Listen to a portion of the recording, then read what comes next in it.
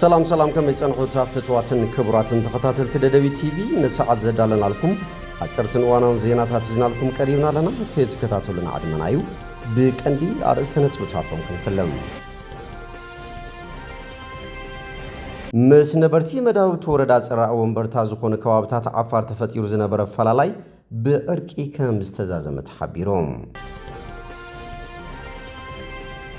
መንግስት ኢትዮጵያ ምስኩሎ መፈላላይ ሐሳብ ዘለዎም መራሕቲ ክልላት ኮነ ፖለቲከኛታት ጎንጽታት በሰላማዊ መንገድ ክፈትሕን ዘላቕ ሰላም ከምጽን ዳይሬክተር ውድብ ጥዕና ቀለም ዶክተር ቴድሮስ አድሓኖም ጸዊዖም አወረዳ ሐውዜን በረድ ንፋስን ሐዊሱ ብዘነበ ዝናብ ከቢድ ጉዳት ወሪዶም አወረዳ ኢሮብ መንተላው ህዝብ ትግራይ ክቡር መስዋዕት ዋጋን ዝኸፈሉ ን155 ስድራ ስዋት መንበር ገዛን ማዕዳል ስነ ስርዓት ሙጻዕ እጫ ተኻይዱ ኤልሻዳይ ሪሊፍ ኤንድ ዴቨሎፕመንት አሶሲዬሽን ካብ ጎድናታት አልዒሉ ብዝተፈላለዩ ሙያታት ከሰልጥኖም ዝጸንሐ 640 ህፃናትን አደታትን አረጋውያንን አመሪቆም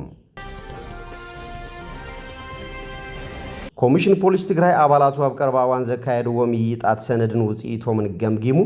መደባት 2019 ዓመተ ምህረት ድማ አነጺሮም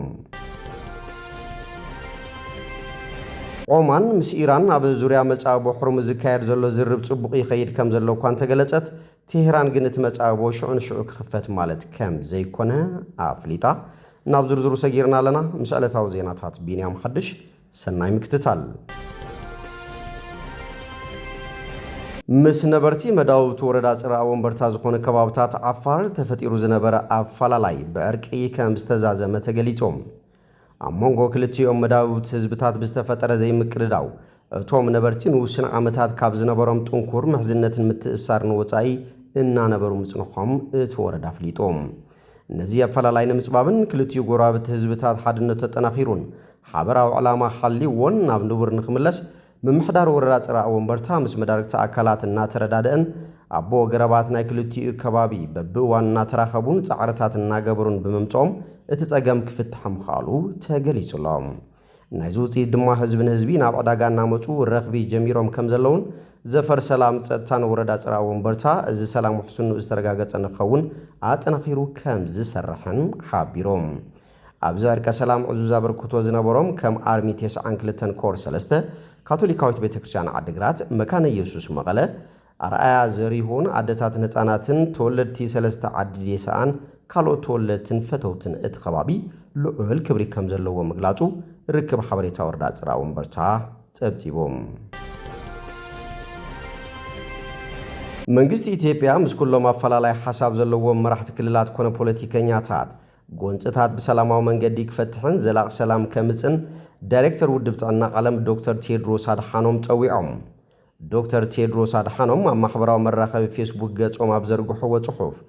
ኢትዮጵያ ሰላም እምበር ኩናት ኣየድልያን ኣብ ክልል ኣምሓራ ን3 ዓመታት ዝቐጸለ ብዕጥቂ ዝተደገፈ ጎንጺ ማዕልያ ዘይብሉ ህይወት ብዙሓት ወገናት ከም ዝቐጠፈ ሓቢሮም ኣብ ክልል ኦሮሚያ ዝቕጽል ዘሎ ደም ፍሳስ ኣዝዩ መሰከፊ ከም ዝኾነን ምስ ትግራይ ድማ ዳግም ናብ ቁልዕ ኩናት የምራሕ ከም ዘሎን ብምሕባር ኣብ ክልል ቤንሻንጉል ጉሙዝ ዘሎ ዓመጽን ህውከትን ናብ ኣዝዩ መተሓሳሰብ ብርክብ ምጽሑ ኣረድዮም ስለዝኾነ ድማ ኩናት ይኣክል ኩናት ሞትን ዕንወትን ምምዝባልን መከራን ጥራይ ስለዘምጽእ መንግስት ፌደራልን ኩሎም መራሕቲ ክልላትን ካብ ጠበንጃ ንላዕሊ ዘተመሪጾም ሓቀኛ ፖለቲካዊ ፍታሕ ከምጹ ተላብዮም አወረዳ ሐውዜን በረድ ንፋስን ሐዊሱ ብዘነበ ዝናብ ከቢድ ጉዳት ወሪዱ አወረዳ ሐውዜን ባህትና ሐሳኽ 2018 ዓመተ ምህረት በረድ ንፋስን ሐዊሱ ዘነበ ሓያል ዝናብ ኣብ ዝራእቲ መንበር አባይትን ትካላት መንግስትን ከቢድ ጉዳት ከም ዘብጽሐ ምምሕዳርታ ወረዳ ፍሊጦም ኣብታ ወረዳ ክሳብ ሕጂ እኹል ዝርግሕ ዘለዎ ዝናብ ከም ዘየለ ብምዝኽኻር ሓሊፉ በረድ ንፋስን ሐዊሱ ዘንብ ዘሎ ዝናብ ግን ከቢድ ጉዳት የስዕብ ምህላው ምክትል መሓዳርን ሓላፊ ዘፈር ቁጠባን ወረዳ ሐውዜን ኣይተ ብርሃን ሓይላይ ሓቢሮም ባህትን ሐሳኽ 2018 ዓመተ ምህረት ኣብ ጣብያ ሸለዋን ከተማ ዓዲ ሑጻን በረድ ንፋስን ሐዊሱ ብዘነበ ሓያል ዝናብ ኣብ ልዕሊ 210 ሄክታር መሬት ዝራእትን 2 መንበር ገዛን ድማ ጉዳት ከም ዘብጽሐ ኣይተ ብርሃን ሓይላይ ኣፍሊጦም بتماثل علتا بطابع حريك واقشت مسحات 7 هكتار مريت زراعة ጉድኣት እንትበጽሖም ኣብ 4 መንበር ገዛ ቆርቆሮ መቕንጣጥን ምፍራስን 3 መምሃር ክፍሊ ቀዳማይ ብርኪ ቤት ትምህርቲ መስሓት ድማ ሙሉእ ብሙሉእ ካብ ጥቕሚ ወጻኢ ከም ዝኾነ እዮም ኣይተ ብርሃነ ኣረዲዮም ኣብታ ወረዳ በበረድ ከቢድ ጉድኣት ዝበጽሖ ዘሎ ዝራእቲ ብቐጻሊ ክትትል ከም ዝግበር ዝገለጹ ኣይተ ብርሃነ ሓረስቶት ኩነታት ዝራእቶም በብመዓልቱ ክፍትሹ ስራሕቲ ምእላይ ንምጽፋፍን ማይ ከካይዱን ጉድኣት ዝበጽሖም ዝራእቲ ድማ ቀልጢፎም ብዝባጽሑ ዝራእቲ ንኽሽፍኑ ምዒዶም ሕብረተሰብ ኣብ ባዕሉ ደቁን እንስሱን ዝኸፍእ ሓደጋ ቅድሚ መብጽሑ ኩነታት ዝናብ እናተኸታተለን ግቡእ ጥንቃቐ እናገበረን ምንቅስቓስ ክገብር ከም ዘለዎ ኣይተ ብርሃነ ሃይለያ ዘኻኺሮም ክብል ጉዳያት ኮሙኒኬሽን ወረዳ ሓውዜን ሓቢሮም ኣብ ወረዳ ኢሮብ ምእንተላው ህዝቢ ትግራይ ክቡር መስዋዕቲ ንዝኸፈሉ ን155 ስድራ ስዋዓት መንበር ገዛ ንምዕዳል ስነ ስርዓት ዕጫ ተኻይዶም ኣብቲ ስነ ስርዓት ዕጫ ምውፃእ ተረኺቦም መልእኽቲ ዘመሓላለፉ ዋና ኣመሓዳሪ ወረዳ ኢሮብ መምህር ኢያሱ ምስግና ምእንተላው ህዝቢ ትግራይ ክቡር መስዋዕቲ ንዝኸፈሉ ስዋዓትና ስድራ ኣብ ሓደ ከባቢ ንኽትኮኑ ዝመረጽናዮ ኩለ መዳይ ዝግባእ ደገፍ ንምቕራብ ንምሕጋዝን ንባዕልኹም ድማ ዝበለጸ ክትተሓጋገዙን ዝዓለመ ይክብሉ ተዛሪቦም ሓላፊ ቤት ጽሕፈት ኣጠቓቕማን ምሕደራን መሬት መዓድንን ኣይተ በርሀ ስባጋድስ ካልኣይ ዙርን 3 ምዕራፍ ዕጫ ምውዳእ ካብ 8 ጣብያታት 155 ስድራ ስዋዓት ተጠቀምቲ መንበር ገዛ ንኽኾኑ ዕጫ ከም ዝወጽእ ሓቢሮም እቲ ተበግሶ ስድራ ስዋዓት ንምድጋፍን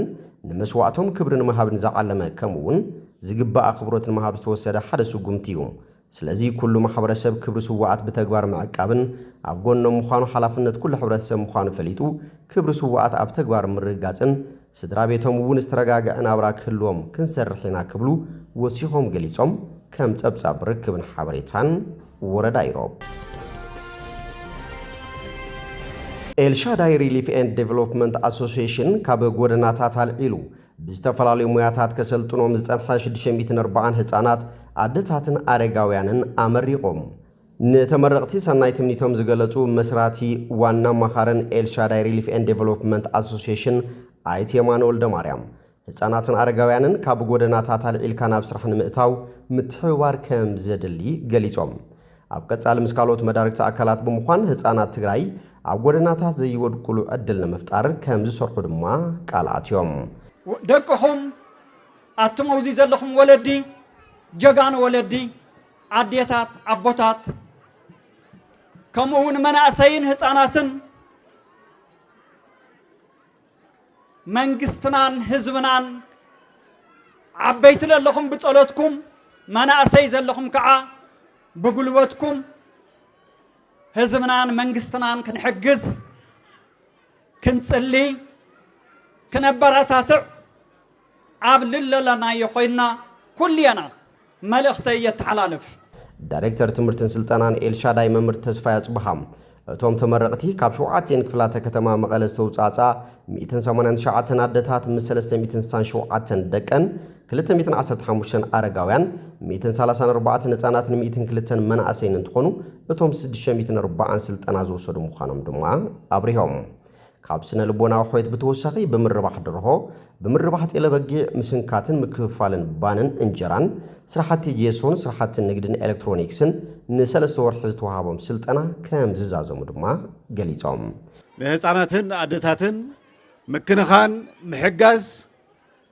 ተጠናኺሩ ቅጽል ዘለዎ እዩ ብዝመዳይ እዚ እቶም ቢሮታት ዝገብርዎ ዘለዉ ሓገዝን ደገፍን ኤልሻዳይ እውን ኣብ መንገዲ ዝነበርኩም ወገናት ብዙ ደረጃ ዝተኣኻኺቡ ስልጠና ሂቡ ናብ ንቡር ህይወት ንምምላስ ዝገበሮ ስልጠና ዝሃቦ ስልጠና ብጣዕሚ ክነመስግን እንደሊ ብዝመዳይ እዚ ዩኤንኤችሲአር እውን ዝገበሮ ደገፍ ክመስገን ዝግብኦ እዩ ዝመስለኒ ዩኤንኤችሲአር እውን ኣመስግኑለይ ሓደሻ ምምሕዳር ከተማ መቐለ እውን ብዝመዳይ እዚ ንኤልሻዳይ እውን ብምድጋፍ ኣብ ጎደናታት ትርከቡ ወገናት እውን ብኸም ዝበለ ስልጠና ንኽትረኽቡ ብተፈላለዩ ብርኪ ዝርከቡ ሓለፍቲ ዝገብርዎ ዘለዉ ሓገዝ እውን ክነመስግን ንኽእል ኢና ከም ካቢነ እውን ንኤልሻዳይ ጥራሕ ዘይኮነስ ንኻልኦት ኣብ ማሕበራዊ ጉዳያት ዝዋፈሩ ዘለዉ ወገናት እውን بو درجة بستنا خرا من قدي كومزي زبالة سلطنا ني عدتاتن هساناتن دقف أمقبار زغور وزلو دقف كنا بسكن ندلينا السرح زي ناي مجمري أيو تتنا خيرو قطة سلزلوه كمتي عنتو شوي زغلت أتو سلطنا هبكات راح تطول مال زي كونس بزلاقنتون ناي متياش نابراهم نابز حشب بركيد نفسها مقبارون اتي كتتلنان دقافنان تتراخيرو قتل كمن ندلي بزقات آمن زي قتلكم يدلي آمسكن يغني لي حلافي بيرو سرحتنيان محوراو قداين اقرمت كالن آيت نغاسي قبرتن ساعي آبتي اوان مرقات رقيبهم كم زغلتوهم ኤልሻዳይ ህፃናትን አረጋውያንን በመሐብሐብን ስልጠና በመሃብን ሰርሖ ዘሎ ስራሕ አዚዝና አድምዃኑ ገሊጾም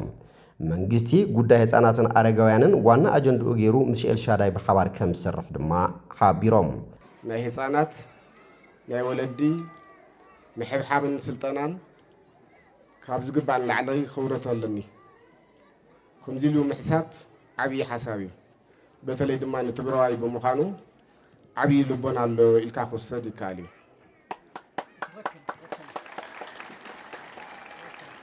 بقيت سالي حاورنا نسرح زقبنا كله كم منقستي أقول لكم من عننا ولدنا دكنا أحدنا نزلهم أبصقم وديكم زنوركم حزي بزي تكالوزي أنا حتى توهيو نعاقدكم هيونا وسرح زي بموتاو بقصال دما نحنا حلافنتنا نولدي نحصانات مكوخاب سلوخنا كم منغستي از منغستي علامه حيزو قال سولو خصاع زخنه نتكال إرشادايون نزا حلافنت حيزو بموسادو ابغوننا زلو تكاليلنا نوسد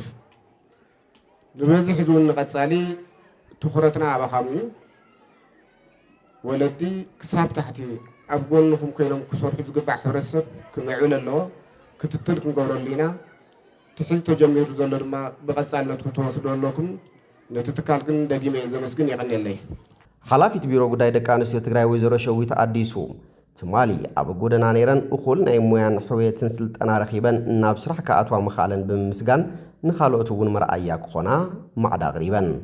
ዝረኸብክኖ ስልጠናን ዝተዋሃበክን እግሪ መትከልን ሓፍቱ ይወኒንክን ካልኦት እውን ከም ትሕግዛ ሙሉእ እምነት ኣለና ክብላ ገሊፀን ናብየትን ለውጥን ደቃንስዮን ህፃናትን በሐባር ብምስራሕ ሕጂ ትግራይ ገጢምዋ ዘሎ ጸገም ሓቢርና ክንምድሆይና ክብላ ገሊፀን ኣብቲ እዋን ስነ ስርዓት ምረቓ ብርክት ዝበሉ ሰበስልጣናት መንግስቲ ተረኺቦም እዮም ስለዚ ንዝተዋሃበክን ስልጠና መሰረት ጌርክን ነታ ዝተዋሃበትክን እሽተይ ቅርሺ ከይንዓክን ሃፍቲ ዝውነን እሽተይ እዩ ብንእሽተይ ኢኻ ናብ ዝለዓለ ደረጃ ትበፅሕ ትዋንኡ ናይ ስነ ልቦና ሕዌት ናይ ስነ ልቦና ድልውነት ይኽእል እየ ይሰርሕ እየ ኢልካ ከባቢኻ መሰረት ጌርካ ነታ ዘለ ሃፍተ ገነት ተጠቒምካ ብዝግባእ ሃፍቲ ክትውንን ናይ መጀመርያ ዝኸውን ታዩ ዝጎደለካ ኣብ ስነ ኣእምሮ ዘሎ ናይ ድልውነት ጉዳይ ስለዚ ኤልሻዳይ ድማ ነቲ ስልጠና ብዝግባእ ሂቡ ንዓኽን ተነኣሰ እንታይ ክትገብራ ከም ዘለክን ትማሊ ዝነበረ ህይወትክን እናዘከርክን ግን መጻእና ማዕዶኽን ነታ ዝተዋሃበትክን ናይ ሕዚ እግሪ መትከል መሰረት ጌርክን ጽባሕ ሰብ ሃፍቲ ኮይንክን ስድራኽን ወኒንክን ጥዑያት ዜጋ ኮይንክን ክትወፍራ ከም ትኽእላ ሃፍቲ ክትውንና ከም ትኽእላ እየ ዝኣምን ኮሚሽን ፖሊስ ትግራይ ኣባላቱ ኣብ ቀረባ እዋን ዘካየድዎ ምይይጣት ሰነድን ውፅኢቶምን ገምጊሙ መደባት 2019 ዓመተ ምህረት ኣነፂሮም ኣመራርሓ ዞባታትን ክልልን ፖሊስ ኣብ ከተማ መቐለ ንተኸታታሊ ክልተ መዓልታት ኣብ ዘካየድዎ ገምጋምን ምንጻር መደባትን ቀጻል በጀት ዓመትን ዛዕባ ዝገበረ ኮይኑ እቶም ሰነዳት ፖሊስ ውሽጣውን ደጋውን ሰላም ህዝብን ምውሓስ ዝነበሮን ዝህልዎን ብጽሒት ዘነጸሩን ፍሉይ ምልዕዓላት ዝፈጥሩን ነይሮም ዝበሉ ኣካላት ኣመራርሓ ፖሊስ ኣብ ምርጋጽ ሓለዋትን ድሕንነትን ህዝቢ ትግራይ ግደ ፖሊስን ድልውነቱን ትሕዝቶን ኣፈጻጽማን ኣዋጅ 366 እዝባር 2018 ዓመተ ምህረት ዘበት ንብሔራዊ ብርሰት ብዝብል ቴማ ፖሊስ እውን ከም ህዝቡ ዘሳለጦም መድረኻት ኣባይታ ዝፈጠርዎ ውፅኢት እውን ናብ ሓደ ዝኣከበን ንኹሉ ስራሓት ፖሊስ ዝዕውት መስመር ዘተሓዘን ምዃኑ ገሊጾም ነቲ ገምጋም ዝመርሐ ኮሚሽነር ጀነራል ኮሚሽን ፖሊስ ትግራይ ይሕደጎስ እዩ ፖሊስ ኣብ በብኸባቢኡ ገሊኦም መድረኻት በይኑ ገሊኦም ድማ ምይይጣት ምስ ህዝቡ ተሓዊሱ ዘቃንዖም ዘተታትን ምርዳእን ተኣማንነትን ቅቡልነትን ህዝብን መንግስትን ዝመለሰን ምጥርጣራት ዝወገደን ምንባሩ ብምግላጽ እቲ ዝተፈጠረ ወነን ምልዓልን ድማ ኣብ ስራሕቲ ምክልኻል ገበንን ተዛመድቲ ዛዕባታትን ብዝልክዕ መዳዩ ክነተግብሮ ይግባእ ክብሉ ሓቢሮም ድሕሪ ገምጋም ኣብ ዝቐረበ መደብ ቀጻሊ በጀት ዓመትን ኣከባብራ በዓላትን ድማ ውዳበታት ህዝቢ ብምጥንኻር ንምክልኻል ገበን ትኹረት ዝሃበ ብሓበራዊ ምርዳእ ዝተደምደመ ኮይኑ ናብ እዋናዊ ትኹረት ዝጠልብ ኣጀንዳ ዝህልዎ ኣወፋፍራ እውን ተኣንፊቱሉ ይብል ኮሚሽን ፖሊስ ትግራይ ኣብ ዘርጎ ሓበሬታ ኦማን ምስ ኢራን ኣብ ዙርያ መጻቦ ሕርሙዝ ዝካየድ ዘሎ ዝርብ ጽቡቕ ይኸይድ ከም ዘሎ እኳ እንተገለጸት ቴሄራን ግን እቲ መጻቦ ሽዑን ሽዑ ክኽፈት ማለት ከም ዘይኮነ ኣፍሊጣ ክልቴን ሃገራት ትማል ቀዳም ዝካየድ ዘሎ ዝርብ ጽቡቕ ይኸይድ ከም ዘሎ እኳ እንተገለጸ መዓስ ኣብ ስምዕ ከም ዝበጽሓ ግን ኣይተነጸረን ሚኒስትሪ ጉዳያት ወጻኢ ኦማን ናብ ልዕሊ መራኸብ ዝፍጸም መጥቃዕቲ ነቲ ዝርብ በኣሉታ ክጸልዎ ከም ዝኽእል ኣጠንቂቑሎም ሚኒስትሪ ጉዳያት ወጻኢ ኢራን ዓባስ ኣራጊቺ ብወገኑ እቲ ዝርብ ኣብ ናይ መወዳእታ መድረኹ ከም ዘሎ እኳ እንተገለጸ ዳግማይ ምኽፋት እቲ መጻወ ግን ኣብ ካልእ ቅድመ ኩነት ዝተመርኮሰ ምዃኑ ተዛሪቦም እቶም ቅድመ ኩነታት እንታይ ምዃኖም ሓጺር መብርሂ ጥራይ ሂቦም ኣራጋቺ ኣሜሪካ ነቲ ናይ ሰነ ስምምዕ ብምጥሓሳ ካሕሳ ክትከፍል ኣለዋ ኢሎም ኢራን ኣብ መፋረቕ ወርሒ ለካቲት ኣሜሪካን እስራኤልን መጥቃዕቲ ካብ ዝፈጸማላ እንድሓር እቲ ሓደ ኢድ ናይ 5 ነዳዲ ዓለም ዝሓልፈሉ መጻወ ሕርሙዝ ሙሉእ ብምሉእ ዓጽያቶ ትርከብ ኣብ ዝሓለፉ መዓልታት ኣብ መንጎ ኦማንን ኢራን ዝካየድ ዘሎ ዝርርብ እቲ መጻወ ሓድሽ መስመር መራኸብ ኣብ ምኽፋት ዘተኮረ እዩ ክልቴን ሃገራት ኣብ ጉዳይ ዝወሳነ መስመር ማይ ብጽሒት ዘለዎን ኮይነን መራኸብ ብናጽነት ክንቀሳቐሳ ስምምዕ ክግበር ትጽቢት ተገይሩሎም ብኻልእ ዜና ብኢራን ዝድገፉ ዕጡቓት ሁቲ ኣብ ልዕሊ መጻረዪ ነዳዲ ጄዛን ስዑዲ ኣራምኮ መጥቃዕቲ ከም ዝፈጸሙ ገሊጾም ሁቲ ነቲ መጥቃዕቲ ፈጺሞም ዘለዉ ስዑድ ዓረብ ምስ ቱርክን ፓኪስታንን ወታደራዊ ምትሕግጋዝ ስምምዓት ድሕሪ ምፍራማ ድሕሪ 2 መዓልቲ ጥራዩ ሚኒስትሪ ጸዓት ስዑድ ዓረብ ኣብቲ መጻረዪ ነዳዲ ባርዕ ሓዊ ከም ዝተለዓለን ኣብ ቁፅፅር ከም ዝወዓለን ሓቢሮም ጠንቅቲ ባርዕ እንታይ ምዃኑ ግን ኣያነጸረን እቲ ሓደጋ ዘብጽሖ ጉድኣትን ዝምልከት እውን ዝበሎ ነገር የለን እቲ መጻረዪ ነዳዲ ኣብ ደቡባዊ ምዕራብ ስዑድ ዓረብ ዝርከብ ኮይኑ ኣብ መዓልቲ 400,000 በርሚል ዘይተጻረየ ነዳዲ የፍርይ ሁቲ ነቲ መጻረዪ ነዳዲ ንምጥቃዕ ሰብ ኣልቦ ነፈርቲ ከም ዝተጠቐሙ